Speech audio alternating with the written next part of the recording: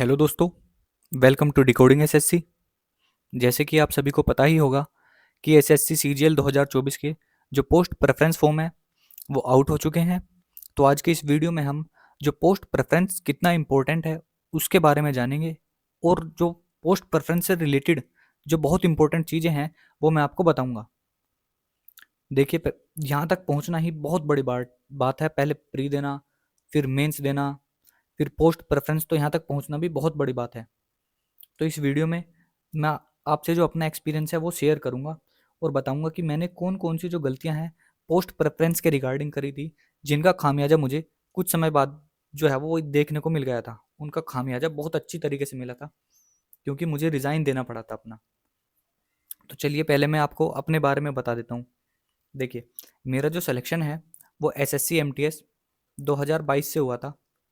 SSC MTS 2022 से मेरा selection हुआ था, और मुझे जो डिपार्टमेंट मिला था वो मिला था income tax department Mumbai. Income tax department Mumbai जो है वो मुझे मिला था। और मैंने ऐसी क्या गलती कर दी थी जिसके कारण मुझे कुछ समय के बाद ही रिजाइन करना पड़ा। तो हुआ यूं कि जो मैंने है वो गलत प्रेफरेंस भर दी थी, जिसका खामियाजा मुझे तुरंत ही भुगतना पड़ा। यानी कि कुछ समय के बाद ही मुझे अपनी जॉब से रिज़ाइन देना पड़ा। तो आप समझ सकते हैं कि पहले सिलेक्शन लेना, पेपर की तैयारी करना, एग्ज़ाम की तैयारी करना, फिर उसके बाद सेलेक्ट भी हो जाना, और उसके बाद गलत प्रेफरेंस भर देना, और उसके बाद फिर रिज़ाइन देना। तो आप समझ सकते हैं कि जो प्रेफरेंस है वो इतनी इम्पोर्टेंट क्यों है। ठीक है, देखिए, जब मैं आपको बता देता हूँ कि आखिर मेरे साथ हुआ क्या था और मैंने गलत प्रेफरेंस कैसे भर दी थी। देखिए, हुआ ये कि जब एसएससी एमटीएस 2022 की जो वैकेंसी आई थी, तो उसमें जो सबसे ज़्यादा वैकेंसी थी वो महाराष्ट्र में थी। तो मैंने क्या करा कि वैकेंसी देखकर कि महाराष्ट्र में ज़्यादा वैकेंसी है, तो मैंने महाराष्ट्र को ही पहली प्रेफरेंस दे दी। यानी वैकेंसी के अकॉर्डिंग मैंने क्या करा, महाराष्ट्र में सबसे ज़्यादा वैकेंसी थी, तो मैंने वैकेंसी देखी कि महाराष्ट्र में भाई सबसे ज़्यादा है, यहाँ पर तो सिलेक्शन होना तय है। तो मैंने वही प्रेफरेंस देखी और वैकेंसी देखी और जो प्रेफरेंस है वो दे दी। और जब रिजल्ट आया तो रिजल्ट में मुझे प्रेफरेंस के अकॉर्डिंग महाराष्ट्र मिल गया। लेकिन रिजल्ट में मेरे मार्क्स थे वो बहुत बढ़िया थे, और जो आसपास के जो स्टेट्स थे, जैसे मैं यूपी से बिलोंग करता हूँ, तो यूपी के आसपास के जो स्टेट्स थे, उत्तराखंड, हरियाणा, राजस्थान, मध्य प्रदेश, इन सारे स्टेट्स की भी जो मेरी कट ऑफ है वो क्लियर थी। लेकिन मैंने प्रेफरेंस में क्या भर दिया था, मैंने प्रेफरेंस में पहले महाराष्ट्र को प्रेफरेंस दी थी वैकेंसी के अकॉर्डिंग, उसके बाद इन अदर स्टेट्स को दी थी। तो मेरे मार्क्स इतने बढ़िया थे, मुझे अपनी प्रेफरेंस के अकॉर्डिंग पहली बार में ही जो महाराष्ट्र है वो मिल गया। और यही मेरी सबसे बड़ी गलती थी कि मैंने वैकेंसी देखकर जो है वो प्रेफरेंस भर दी। मुझे भरना क्या था, मुझे अपने आसपास के स्टेट के अकॉर्डिंग जो है वो प्रेफरेंस भरनी थी। यही सबसे बड़ी मुझसे गलती हुई। तो मैं आपसे भी यही कह रहा हूँ कि एसएससी सीजीएल 2024 की जो प्रेफरेंस है उसको बहुत सोच समझ के भरिएगा, क्योंकि आपको लगभग 30 से 35 साल जॉब करनी पड़ेगी। 30 से 35 साल उस जॉब को करोगे जिस पर आप सेलेक्ट होगे। तो ये बहुत ज़्यादा इम्पोर्टेंट है पोस्ट प्रेफरेंस। तो इसलिए इसको बहुत ढंग से, बहुत सोच समझ कर भरिए। ठीक है, और अब मैं आगे बताता हूँ कि जब मैं डिपार्टमेंट ज्वाइन करने गया था मुंबई में, तो मुझे शुरू में तो जो है वो बिल्कुल सही लगा, सारी चीज़ें ठीक लगी। लेकिन धीरे धीरे बाद में मुझे पता चला कि मैंने जो ज्वाइन करके यहाँ पर गलती कर दी है। और गलती क्यों कर दी है, क्योंकि वहाँ पर जो मेरी सैलरी थी लगभग उसके बराबर ही एक्सपेंडिचर हो रहे थे, यानी खर्चे सैलरी के बराबर ही थे। तो इसलिए मुझे वहाँ से जॉब छोड़नी पड़ी। और दूसरा रीज़न ये था कि मैं मेरठ में हूँ, यानी मेरठ उत्तर प्रदेश में रहता हूँ, और जॉब थी मुंबई। तो यानी इतना लंबा डिस्टेंस, आना भी, वहाँ से जाना भी, घर पे आने में दिक्कत होती थी, जाने में दिक्कत होती, आने जाने दोनों में दिक्कत होती थी। तो ये भी मेन रीज़न था कि मुझे जॉब जो है वो छोड़नी पड़ी। तो इसलिए मैं आपसे दोबारा कह रहा हूँ कि जो सीजीएल की जो प्रेफरेंस है उसको बहुत ढंग से भरिएगा, क्योंकि यही बहुत ज़्यादा इम्पोर्टेंट है। आपकी पोस्ट डिसाइड करेगी कि आपका आगे का जो फ्यूचर है वो किस तरीके से होगा। पोस्ट और लोकेशन, ये दोनों चीज़ डिसाइड करेंगी, बहुत ज़्यादा मैटर करती हैं। देखिए, अगर आप दूर चले गए, यानी घर से ज़्यादा दूर चले गए, तो जब आप अपने घर पर आओगे, तो बिल्कुल मेहमान की तरह आओगे। यानी 2-3 दिन आओगे मात्र घर पर, या ज़्यादा से ज़्यादा 8 से 10 दिन। अगर जो आप फ्लाइट से आओगे, तो आपकी लगभग सैलरी जो है वो काफ़ी खर्च हो जाएगी। अगर आप ट्रेन से आओगे, तो आपकी छुट्टियाँ खत्म हो जाएँगी। यानी फ्लाइट से आओगे, तो सैलरी खत्म, और ट्रेन से आओगे, तो छुट्टियाँ खत्म।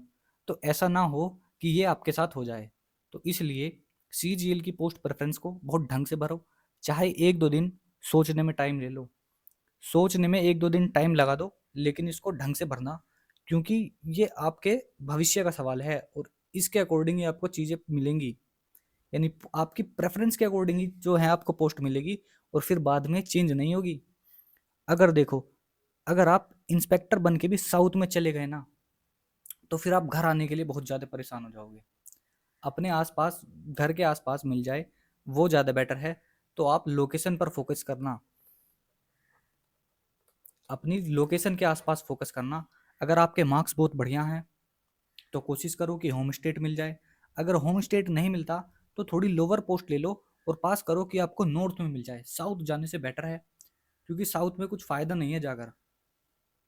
तो मैं सीधा बताता हूँ कि भाई, कोशिश करो कि आपकी लोकेशन आपको मिल जाए। डिज़ायर्ड लोकेशन मिल जाती है तो बढ़िया बात है, नहीं मिलती तो थोड़ी लोअर पोस्ट ले लो, लेकिन कोशिश करो कि नॉर्थ में आपको मिल जाए। क्योंकि अगर आप साउथ में चले भी गए, मान लो आप बड़ी पोस्ट लेते हो, साउथ में चले जाते हो, तो फिर आप घर आने और जाने के लिए परेशान हो जाओगे। आप अपनी जो शादियां हैं, यानी जो फंक्शंस हैं, घर के फंक्शंस हैं, उनको भी अटेंड करने में आपको दिक्कत होगी फिर, क्योंकि आपको छुट्टियां मिलेंगी नहीं। और जो है, आओगे तो आप फ्लाइट से आओगे तो आपकी सैलरी ख़त्म हो जाएगी, और अगर ट्रेन से आओगे तो आपकी छुट्टियां ख़त्म होगी। तो ये चीज़ बहुत ध्यान से सुनना और ध्यान से करना। पोस्ट प्रेफरेंस बहुत ज़्यादा इम्पोर्टेंट है। लोकेशन के अकॉर्डिंग ही पोस्ट को अपनी भरना, ठीक है। और देखो, एक चीज़ और है, अगर आप पोस्ट प्रेफरेंस अच्छे से सोच समझ के भरोगे, तो आप एसएससी के लूप से बाहर निकल जाओगे। अगर आपने गलत प्रेफरेंस भर दी इस टाइम, तो आप अगला सीजीएल दोबारा दोगे, उसमें गलत भर दी तो फिर सीजीएल दोबारा दोगे। यानी आप जब तक देते रहोगे, जब तक कि आप ओवर एज ना हो जाए। तो बेटर है, इस एसएससी के लूप से बाहर निकलने का एक ही रास्ता है कि जो अपनी पोस्ट प्रेफरेंस है वो ढंग से भरो, नहीं तो इस एसएससी के लूप में फंसे रहोगे और बार बार जो एग्ज़ाम है वो देते रहोगे, ठीक है। तो भाई, मेरी तरफ से तो यही राय है कि जो भी आप पोस्ट को भरो, जिस भी पोस्ट को आप लो, तो वो उसकी लोकेशन देखना, उसका वर्क प्रोफाइल क्या है वो भी देखना, और आप कितने तैयार हो उस पोस्ट के लिए ये भी देखना, ठीक है। तो बेटर रहेगा, आप अपनी लोकेशन को ट्राई करो, और नॉर्थ वगैरह मिल जाती है तो आपको बहुत बढ़िया है। तो यही मेरी तरफ से सजेशन था, और यही मैं आपको बताना चाहता था कि मुझे रिज़ाइन आखिरकार करना क्यों पड़ा। गलत प्रेफरेंस, गलत प्रेफरेंस सब कुछ बर्बाद कर देगी। ये आपकी एक गलती आपकी पूरी मेहनत पे पानी फेर देगी। जितना भी आपने पढ़ा है, जो भी करा है, अगर आप प्रेफरेंस सही भरते हो, तो आप ये समझ लीजिए कि एसएससी के लूप से बाहर निकल जाओगे। अगर आप प्रेफरेंस घर गलत भरते हो, तो आप एसएससी के लूप में ही फंस जाओगे। और यही हमें, देखिए, एसएससी से मुक्ति तभी मिलेगी जब आप इसके लूप से बाहर निकल जाओ। तो पोस्ट प्रेफरेंस फॉर्म आ चुके हैं, इनको ढंग से सोचिए, चाहे 1-2 दिन का टाइम ले लीजिए, तो इनको ढंग से भरिए। यही मैं कहना चाहता था। अगर आपको वीडियो अच्छी लगी हो तो लाइक करें। धन्यवाद।